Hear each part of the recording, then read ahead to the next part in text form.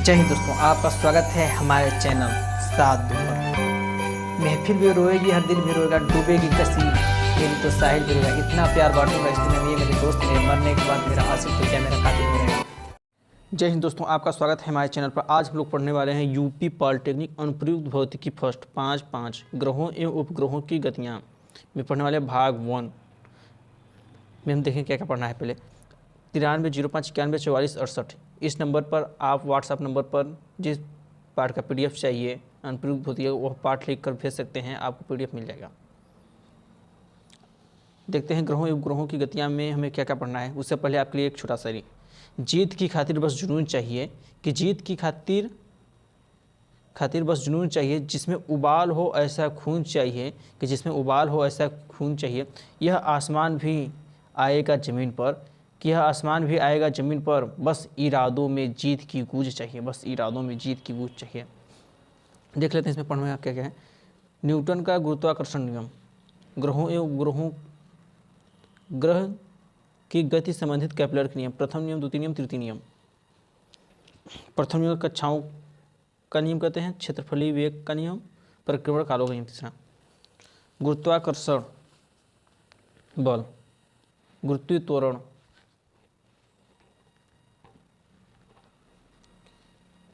Small जी तथा capital G में संबंध, पृथ्वी तल से ऊपर जाने पर पृथ्वी के गुरुत्वीय त्वरण जी में परिवर्तन, पृथ्वी तल से नीचे जाने पर पृथ्वी के गुरुत्वीय त्वरण जी में परिवर्तन।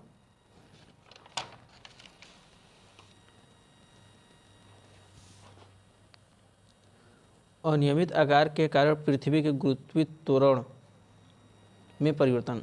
गुरुत्वीय क्षेत्र की तीव्रता, गुरुत्वीय विभव, गुरुत्वीय स्थितिज ऊर्जा, उपग्रह एवं कक्षाओं के वेग, उपग्रह का कक्षीय वेग, उपग्रह का परिक्रमण काल, पलायन वेग तथा पलायन ऊर्जा, उपग्रह की ऊर्जा, बंधन ऊर्जा, ब्लैक होल का सिद्धांत।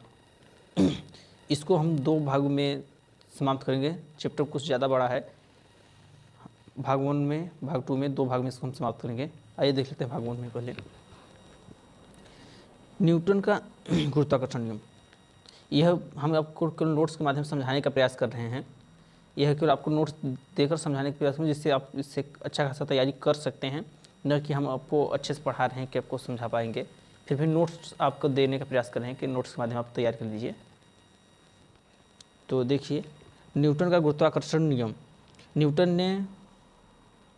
ने बताया कि ब्रह्मांड में प्रत्येक कण दूसरे कण को अपनी ओर आकर्षित करता है। इस आकर्षण बल को इस आकर्षण बल को गुरुत्वाकर्षण कहते हैं। अतः न्यूटन के नियमानुसार किन्हीं 2 कणों के बीच लगने वाले आकर्षण बल उन कण के द्रव्यमानों के गुणनफल के अनुक्रमानुपाती तथा उनके बीच की दूरी के वर्ग के व्युत्क्रमानुपाती होता है। इसकी दिशा 2 कणों को मिलाने वाली रेखा के अनुदिश होता है। माना m1 m2 द्रव्यमान के 2 कण परस्पर r दूरी पर हैं, तब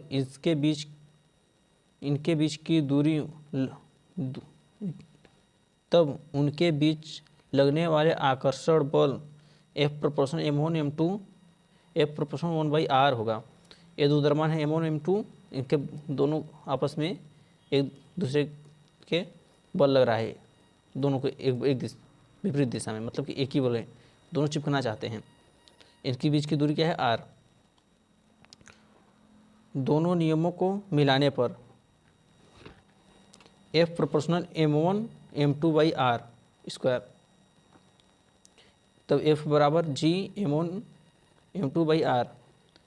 अब यहाँ से हम G का मान निकालेंगे, G बराबर F r स्क्वायर बटे m1 m2। इसका मात्रक न्यूटन हो जाएगा और इसका न्यूटन मीटर स्क्वायर बटे kg स्क्वायर, जहाँ G अनुक्रमानुपाती नियतांक है, जिसे न्यूटन का सार्वत्रिक गुरुत्वाकर्षण नियम नियतांक कहते हैं, जिसका मान 6.67 × 10⁻⁻11 की न्यूटन मीटर बटे kg स्क्वायर तथा बीमा m⁻1 L⁻3 T⁻2 होता है, जहाँ g का मूल मात्रक किग्रा इनवर्स किग्रा⁻1 मीटर⁻3 सेकेंड⁻2 होता है। आगे देखते हैं। नोट, विशेष नोट इसको देख लेते हैं। जी का मान बहुत कम होने के कारण ही हमें इस बल का अनुभव नहीं होता। आकाशीय ग्रहों एवं उपग्रहों में यह बल आवश्यक अभिकेंद्र बल प्रदान करता है, जिसके कारण पृथ्वी सूर्य के परितः तथा चंद्रमा पृथ्वी के परितः चक्कर लगाता है। नेक्स्ट टॉपिक देखते हैं। ग्रहों की गति संबंधित केपलर के नियम। केपलर ने ग्रहों की गति संबंधित 3 नियम प्रतिपादित किया। प्रथम नियम, या इसको कक्षाओं का नियम भी कहते हैं। सभी ग्रह सूर्य के चारों ओर अपनी अपनी कक्षाओं में परिक्रमण करते हैं तथा सूर्य कक्षाओं के एक फोकस पर स्थित होता है। द्वितीय नियम, क्षेत्रफलीय वेग का नियम। किसी भी ग्रह को सूर्य से मिलाने वाली रेखा समान समय में समान क्षेत्रफल पार करती है, अर्थात ग्रह का क्षेत्रफलीय वेग नियत रहता है। इस नियम के अनुसार जब ग्रह सूर्य से दूर होता है तो उसका वेग न्यूनतम तथा जब वह सूर्य के समीप होता है तो उसका वेग अधिक होता है। ये देखिए, जब सूर्य से ग्रह दूर है तो इसका वेग कम है, मतलब यहाँ से इतने दूर चला। अब जब पास है तो यहाँ से यहाँ तक चला, इसका वेग बढ़ जाता है। इसका क्षेत्रफलीय वेग नहीं होता है। ये जो क्षेत्रफल है और इसका ये क्षेत्रफल दोनों बराबर होता है। नेक्स्ट देखते हैं तृतीय नियम या परिक्रमण कालों का नियम। किसी भी ग्रह का सूर्य के परितः परिक्रमण काल एक पूरा चक्कर लगाने का समय का वर्ग उसकी सूर्य से औसत दूरी के तृतीय घात या घन के अनुक्रमानुपाती होता है। माना किसी ग्रह का सूर्य के परितः परिक्रमण काल t तथा उसकी सूर्य से औसत दूरी r हो, तब r² प्रोपोर्शनल r⁻3 या r⁻2 बराबर नियतांक प्रोपोर्शनल हटेगा, एक नियतांक के आ जाएगा r⁻3। इस नियम से यह स्पष्ट होता है कि ग्रह सूर्य से जितना अधिक दूर होगा उसका परिक्रमण काल उतना ही अधिक होगा। सूर्य के समीप ग्रह बुध का परिक्रमण काल 28 दिन, जबकि सूर्य से दूर ग्रह पृथ्वी का परिक्रमण काल 365 या 366 दिन होता है। यदि दो ग्रहों के परिक्रमण काल T1 तथा T2 तथा उनकी कक्षा की औसत दूरियां क्रमशः R1 तथा R2 हो, तब R1 का स्क्वायर T1 का स्क्वायर बटे T2 का स्क्वायर बराबर R1 का क्यूब बटे R2 का क्यूब। नेक्स्ट देखते हैं गुरुत्वाकर्षण बल। दो द्रव्यमानों के बीच लगने वाले बल को गुरुत्वीय बल कहते हैं। F बराबर mg, इसका मात्रक न्यूटन होता है।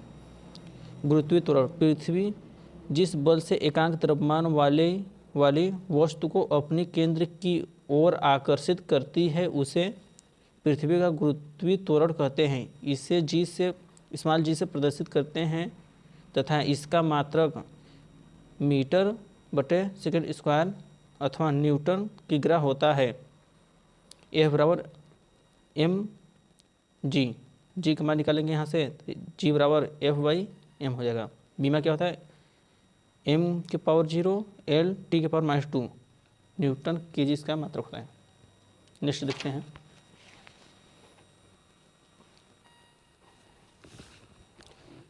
स्मॉल जी तथा कैपिटल जी में संबंध। माना पृथ्वी का द्रव्यमान m तथा त्रिज्या r है, तब पृथ्वी का कुल द्रव्यमान उसके केंद्र पर केंद्रित है। माना m द्रव्यमान की एक वस्तु पृथ्वी तल पर तथा उससे कुछ ऊंचाई पर स्थित है, तब पृथ्वी के केंद्र से उस वस्तु की दूरी r ही मान सकते हैं। तब पृथ्वी द्वारा पिंड पर लगाया गया गुरुत्वाकर्षण बल F बराबर G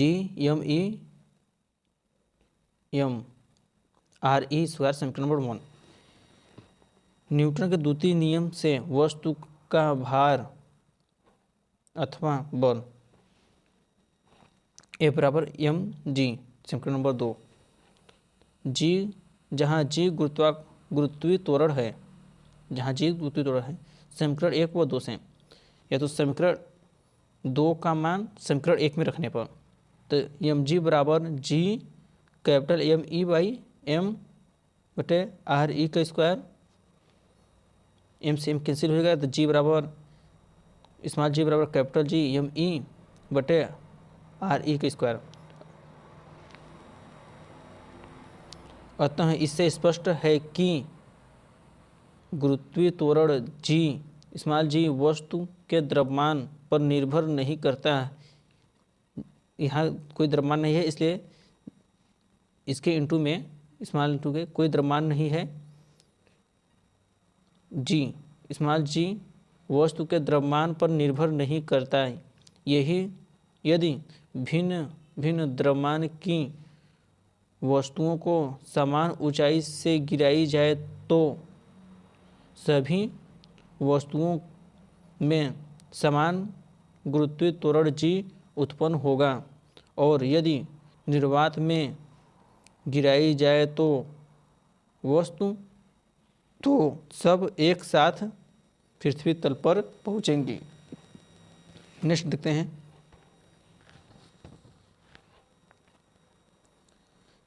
पृथ्वी तल से ऊपर जाने पर पृथ्वी की गुरुत्वीय त्वरण G में परिवर्तन। पृथ्वी के ऊपर जाने पर, पृथ्वी तल से ऊपर जाने पर पृथ्वी के गुरुत्वीय त्वरण G में परिवर्तन। माना पृथ्वी का द्रव्यमान mE तथा त्रिज्या RE है, तब पृथ्वी की सतह के किसी बिंदु A पर गुरुत्वीय त्वरण G है, तब G बराबर स्मॉल g बराबर capital G ME by RE की पावर 2। समीकरण नंबर 1। ये फार्मूले की याद कर लीजिए जो यहाँ बताए हैं। स्मॉल g तथा कैपिटल G में संबंध, यह हर बार पूछेगा, मतलब आगे ज़्यादा यूज है, इसको वेरी इंपॉर्टेंट है, यहाँ पर भी देख सकते हैं, इसको याद कर लीजिएगा। ये देखें, G बराबर स्मॉल g बराबर कैपिटल G ME R की पावर 2। समीकरण नंबर 1।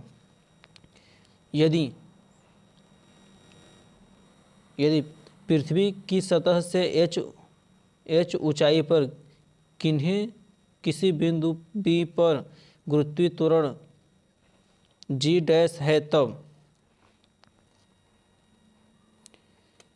G डैश बराबर G कैपिटल G बटे ME by RE plus h ऊंचाई जुड़ जाएगा, h ऊंचाई पर ब्रैकेट में का होल पावर। देखिए, मान लीजिए पृथ्वी है, कोई m द्रव्यमान की पृथ्वी है जिसकी त्रिज्या RE है, h ऊंचाई B पर रखी है कोई वस्तु, मतलब कि RE तो यह है दूरी केंद्र से, RE प्लस h इसमें जुड़ जाएगा, इसलिए यहाँ RE प्लस h स्क्वायर हो गया है। समीकरण 1 व 2 से, समीकरण 2 का 1 से भाग देने पर, मतलब कि समीकरण 2 से समीकरण 1 में भाग देने पर G डैश बटे G हो जाएगा। इसको रख कर जब यहाँ आएगा तो Hg हो जाएगा। इस मान को यहाँ रख दिए हैं और इसको प्लॉट कर ऊपर के नीचे गुणा कर दिए हैं, तो इसका मान आ जाएगा G dash by G RE square बटे आर ई प्लस एच के स्क्वायर बराबर, या तो आर कामन लेके आर ई के स्क्वायर को काट सकते हैं, तो जी डैश बराबर जी बटे 1 + h / r के पावर 2 ये माना जाएगा। इससे एच ऊपर है, इस मान से यह पता चलता है कि एच का मान जितना ही बढ़ेगा उतना ही गुरुत्वीय त्वरण कम होगा, मतलब परिवर्तन होगा। जितने पृथ्वी से ऊंचाई पर जाएंगे उतने गुरुत्वीय त्वरण कम होगा, इससे यह स्पष्ट होता है। आगे देखते हैं।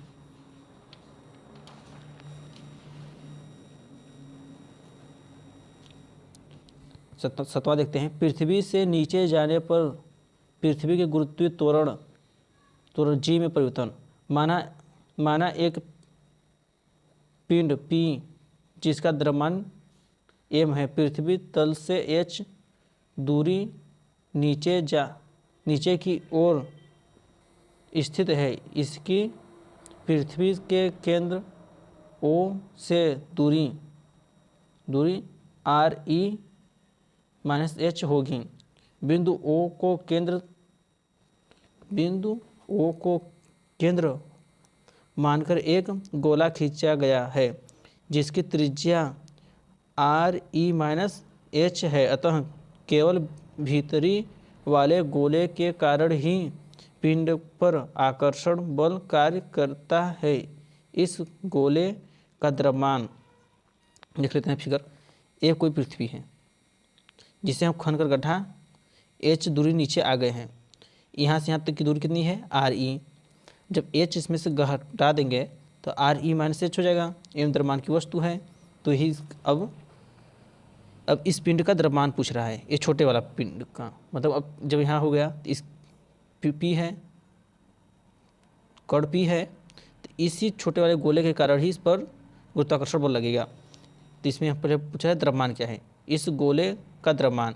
तो m डैश बराबर हमने निकालेंगे आयतन गुणे घनत्व होता है।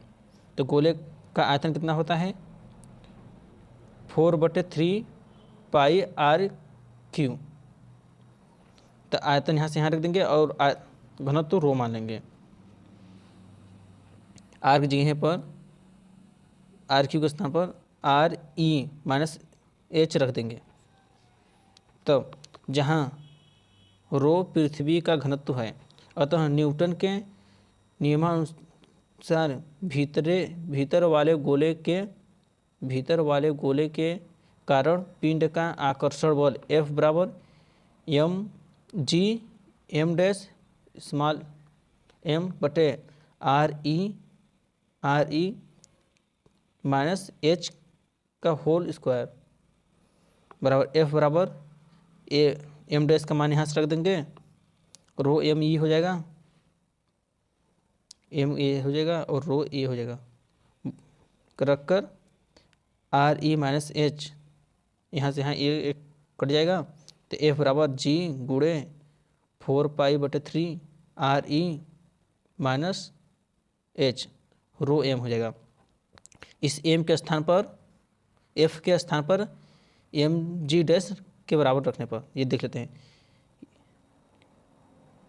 यह बल F पिंड के द्रव्यमान mg डैश के बराबर होना चाहिए, जिससे g डैश बिंदु P पर गुरुत्वीय त्वरण है।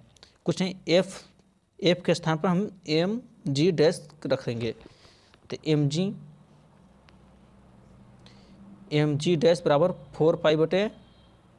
4π/3 g RE - h ब्रैकेट में रो m समीकरण नंबर 1 मान लेंगे। हमने कुछ नहीं, F के स्थान पर हमने mg डैश को रखा है बस।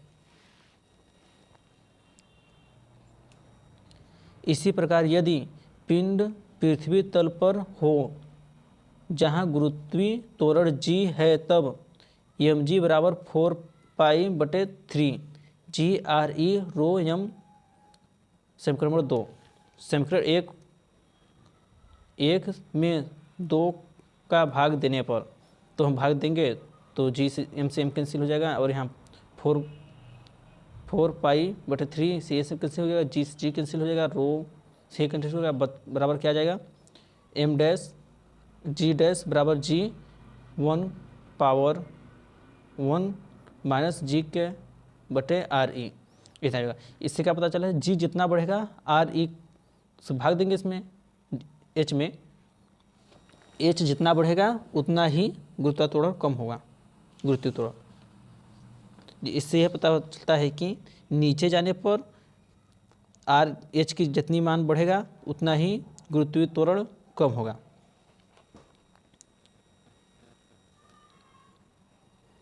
तो इसको हम यहीं तो वीडियो को समाप्त करें, वीडियो बहुत ज़्यादा लंबी हो जा रही है। आगे हम देखेंगे अगले भाग में अनियमित आकार के कारण पृथ्वी के गुरुत्वाकर्षण स्मॉल जी में परिवर्तन। तो धन्यवाद यहाँ तक वीडियो देखने के लिए। अगर आपको इसका PDF चाहिए 9305914468 पर आप लिखकर भेज सकते हैं PDF के लिए। धन्यवाद यहाँ तक वीडियो देखने के लिए।